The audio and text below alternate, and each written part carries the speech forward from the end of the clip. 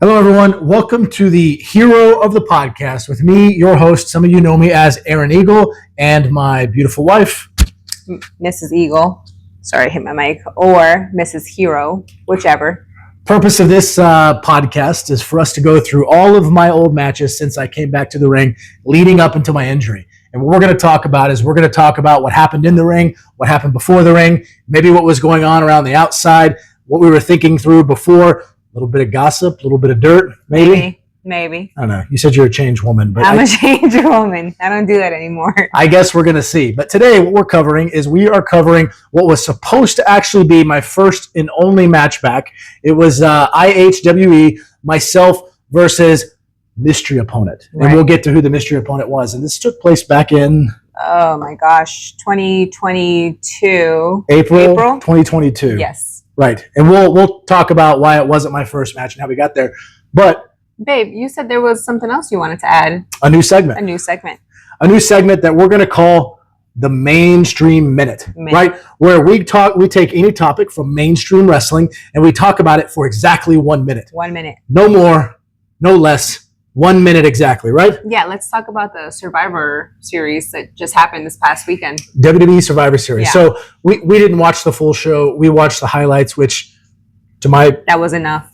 That was enough for me. Right. But one thing that I saw that I continue to see all the time, and it's getting a little old, is the heel turn hug, right? And so in this case, we saw Alexis Bliss jump into the arms of John Cena during his match, give him this very affectionate hug, and she's smiling and she's happy, and the camera cuts to her all of a sudden losing her face and looking very serious and angry. I am so sick of that spot, that angle. Right? There's a few of these that we're sick of, but we'll talk about this one today. Right. It's like anything in wrestling. And as we do this Mainstream Minute, I'm going to share my opinion, but anytime in wrestling, you have a big moment, which obviously this moment started with John Cena hugging Cody Rhodes and then him hitting the serious face and turning on Cody Rhodes. Right. We just overplay it over and over and over. Yeah. And what makes it worse is if you also attend any indie wrestling event, you'll see that indie wrestling is just going to copy the same thing. And they're going to have their heel turn hugs, right?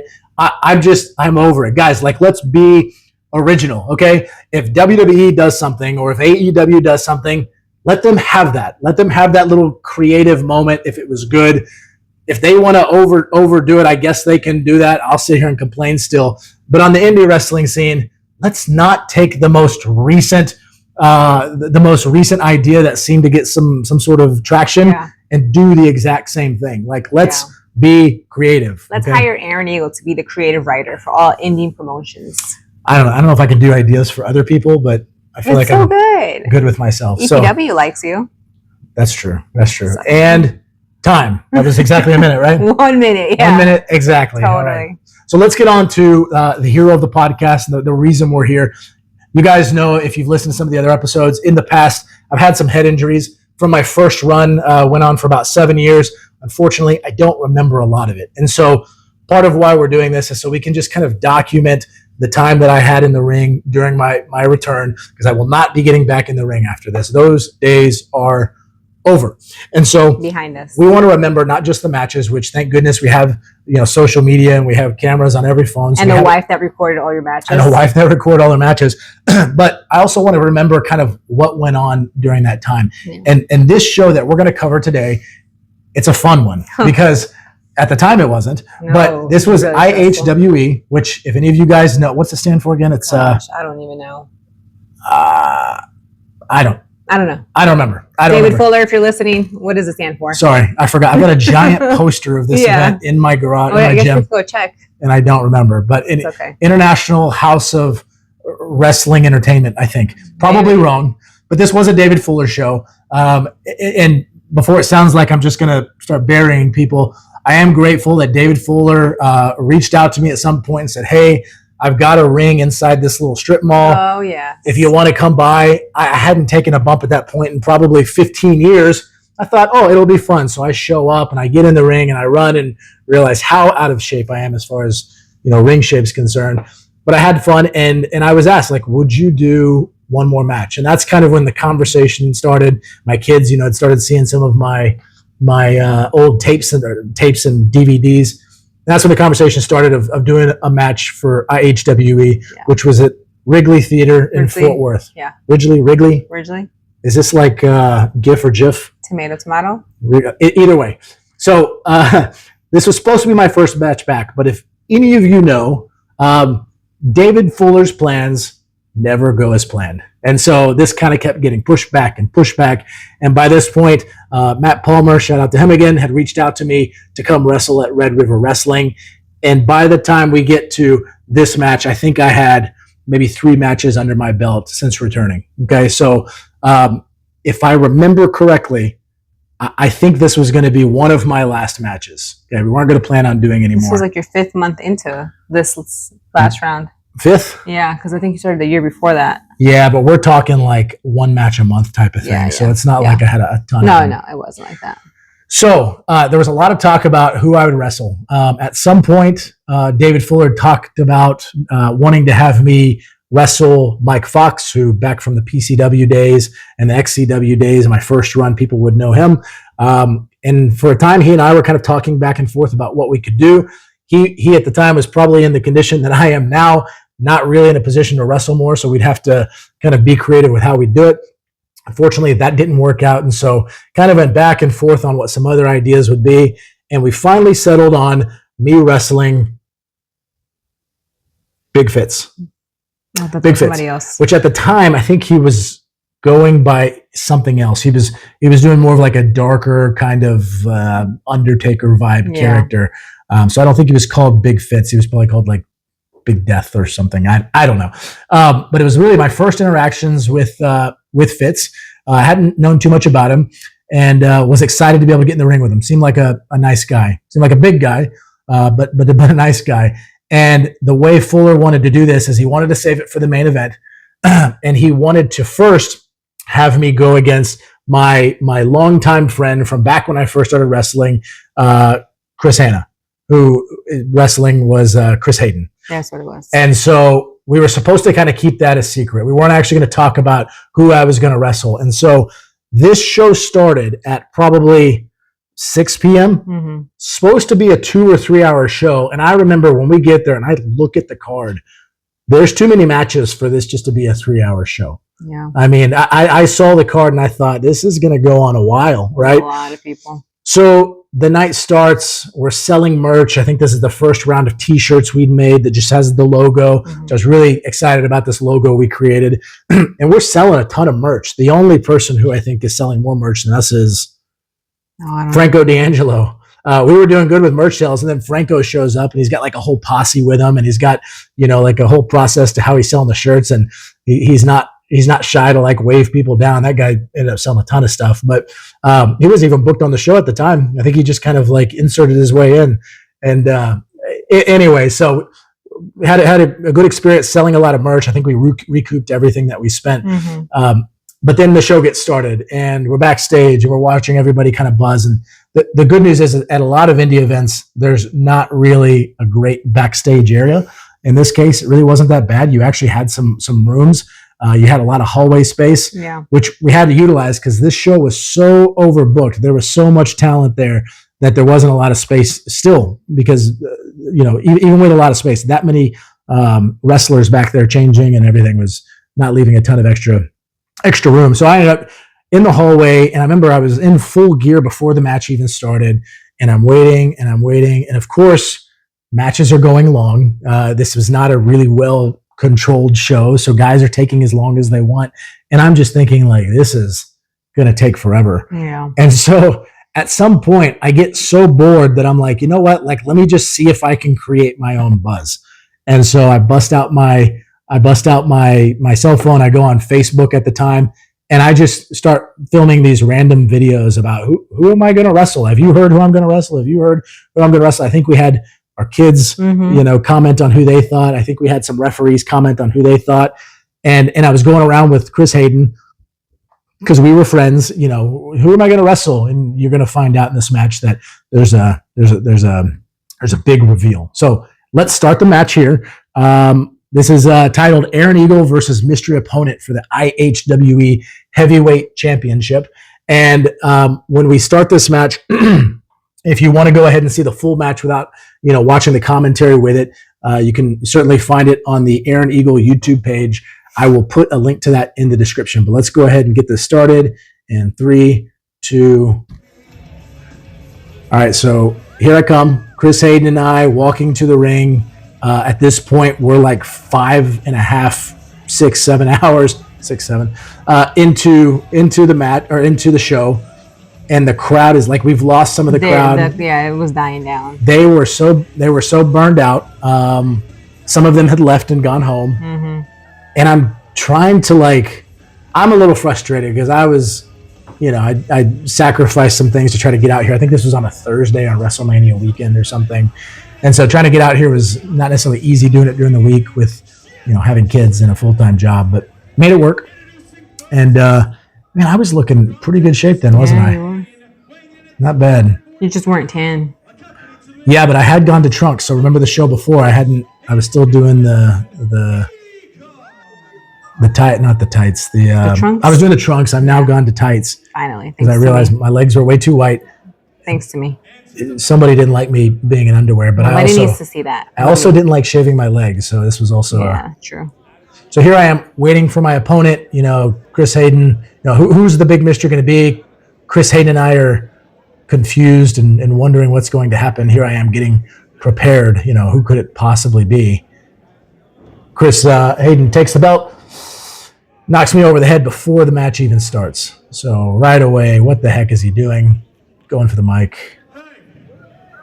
Hey, 10 years your punk ass has been gone from this business. Dang, he was mad. We've gone up and down together. High school, we broke in together. But 10 years, you leave and you come back. You went to high school together? Yeah. Tell you a story about that. You left and I carried DFW on my back. You bitch. That's the ref you did the podcast with, right? Mm-hmm. He's a nice guy. Your ass and take that title. Bring it back. So if you couldn't hear watching on the playback here, he basically went into some dialogue about, hey, you've been gone from the business for so long and I stayed around and you were gone and here you are trying to make a big return and you all of a sudden get a main event spot. We went to high school together, yada, yada, yada, whatever. That was his big finish, the clothesline. So I kick out after going straight to the heat because of the title belt.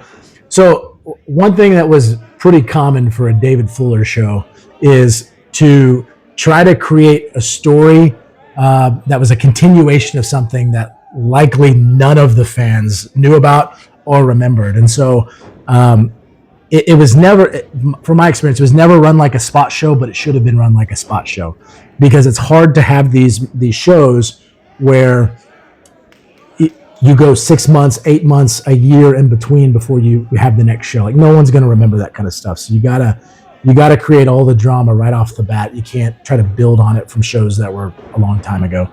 And so that's what he wanted to hear. Had I maybe kind of remembered how I needed to respond in this business, I probably would have really pushed against kind of going at an angle like this because no one's going to care. And that's kind of what we saw. Unfortunately, a lot of people not caring. Yeah, a lot of people left. But Chris Hayden and I did legitimately go to high school together. We went to high school for our freshman and our sophomore year at Martin High School in Arlington. I had just moved from a small town, didn't have any friends when I started going to that school. Every day I wore a different wrestling t-shirt. Every day. I had them like in alphabetical order from the name of the wrestler, I think. Big time nerd. But I always wore a wrestling shirt. Chris also would wear these wrestling shirts, and so he gravitated towards me and I towards him. But I remember one time. Oh, that was cool. That worked out. Remember one time he came to school and he's like, "Hey, come here, check this out." And so I, went over to him and was going, "What's going on?" And he lifts up his shirt just enough to show me that his ribs are bandaged. And I'm like, "Oh my gosh, what happened?" And he's like, "Just working the gimmick." Right? He was just, he loved it so much that I guess he did it for fun as a kid with his friends and was pretending to sell the injury, so. But anyways, it was nice to be able to work him. I think I might have been on one or two other random shows between this and when I had to stop. So we took it outside the ring because, like I said, a lot of the audience had left. They were exhausted. They were having trouble getting into it. And so the idea being that, like, let's try to go out there and get them to, try to care, try to like wake up a little bit. But the reality is, when you have a show that is loosely controlled like this one, everybody goes outside the ring. All right. So unfortunately, we were not the first guys to go outside the ring. I'm sure every match before this went outside the ring, which doesn't leave you a whole lot of options to work with when you're trying to close out the show. It was a long night. It was good. I don't remember being too blown up in this match, which, one thing you'll learn as we continue to take you through my matches is I would get blown up a lot. I just didn't have the ring shape that I used to. Nobody ever really sees it. It's when you come home and you're dying. Yeah. Yeah. Well, if you walk through the curtain after the match to the back, you definitely notice I'm dying. That's for sure. All right. So Chris is taking off the turnbuckle pad and, referee looks confused. So that's interesting. See, you can even see the front row seats here. They're gone. People are missing. Yeah. Oh, teasing the turnbuckle. Nope. Here we go. A little bit of a hope. Nope. Oh.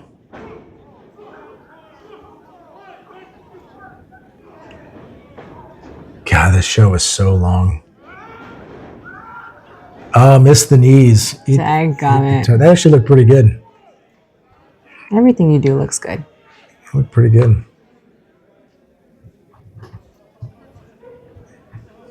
So now we're at the early on belt shot. It took me to the outside.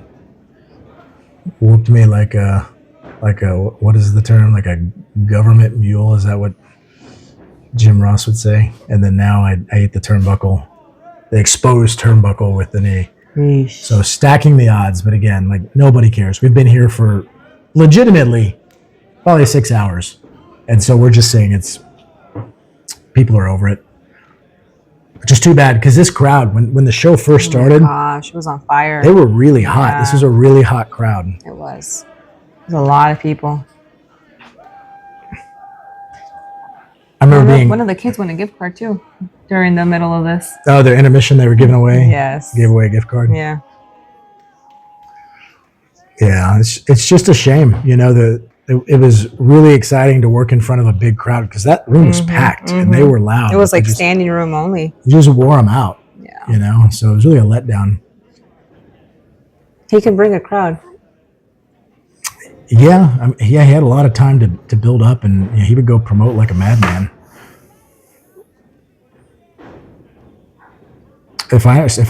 I think this is probably the last show he ran. Yeah. I don't think he's ran anymore. The location down the street that he kept the ring in, I guess the insurance company showed up or did a visit or something and noticed he had a ring, or somebody reported it, and apparently he wasn't supposed to have that, so he had to vacate.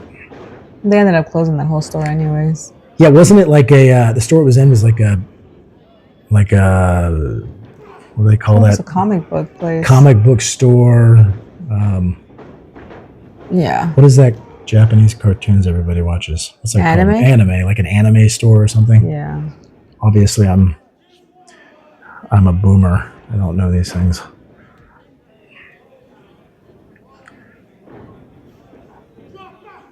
All right, going for the big finish that nobody would know because it's been way too long. Oh, he eats the turnbuckle. So there's the finish. Great. Worked out to my advantage.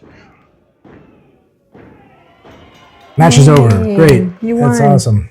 Okay, I do remember being gassed in this match because I recall thinking, I've got one more piece of this before I can call it quits. So, yeah, the idea that I was not exhausted was not You true. held the belt. Look at that. You got some cheers. Yeah. Here we are. David Fuller's interrupting.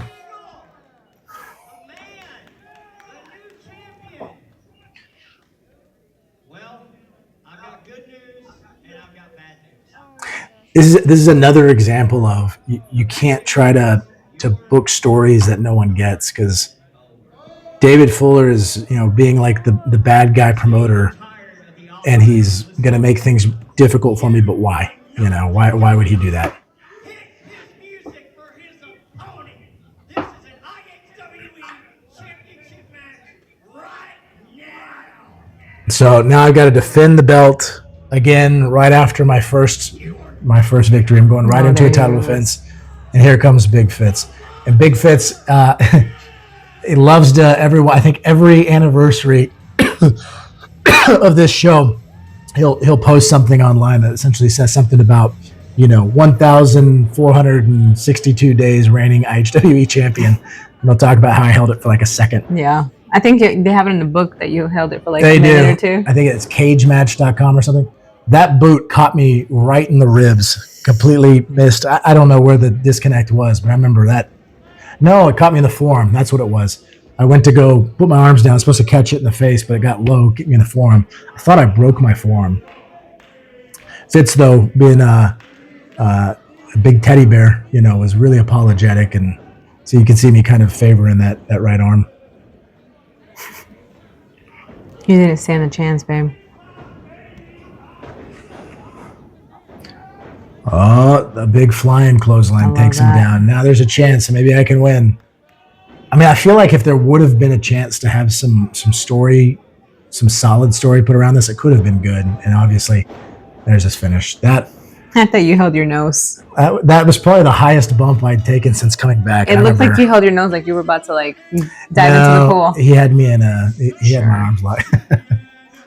Holding your breath. So just like that, title is now slipped away. I think they call another audible at the end, and I remember just being in the ring. By this point, I was already frustrated, just thinking why are we doing this? I'm just ready to go home. It's late. I got to go work my real job in the morning, and we're here way, way later than that. I think it was midnight at this point. Yeah, my goodness. Midnight. By the time we get home and cleaned up, it's 1:30. I got to get up at 4 or 5 to go to work. I'm just very annoyed at this point. All right, so yeah, I think someone called an audible. I don't remember if we had this planned, but we've got now some sort of angle with this guy. I don't even remember who this guy was. He was an announcer. Yeah. He was good. I mean, he was fine, but I don't why are we just convoluting this already? Yeah, I have no idea. Unknown story even more. It was just, I don't know, terrible booking, and that was it. That's the match, but it was interesting to say the least. Now, again, it's a memory. It was a good time. I don't regret doing it necessarily, but I would never wrestle another show that unorganized and that full, that stacked again. I mean, obviously I'm not going to wrestle anymore again. Maybe I'll have some sort of character moments here and there at some places, but I'm going to be very selective with where I wrestle moving forward. Guys got to have their stuff on lockdown, and obviously I'm going to have my own opinion about what I really want to do with myself and not do with my character. Right. So that was it. Thank you for watching. What is that? Episode 3, Hero of the Podcast. Hero of the Podcast. Like I said before, we're going to continue to try to do this. Drop one at least every week, 2 weeks, something like that. Yeah. Got a bunch of kids, so we got to figure that out. But we hope you guys enjoy it. Listen, if there's something you want to see on these shows, like this episode, we did the mainstream minute. If there's other ideas you'd like to throw at us, or you'd like to see, let us know. Yeah. Drop it in the comments. Share it with everybody, please. That first episode that we did, God, you guys shared that with a ton of people. Yeah, thank you so much, guys. Super grateful for that. So please keep it up. We'll do this as long as y'all are having fun, or until we get sick of documenting memories that we try to remember. But thanks again. Hero of the Podcast. Like, subscribe, share, all the good stuff. See you guys. Bye, guys.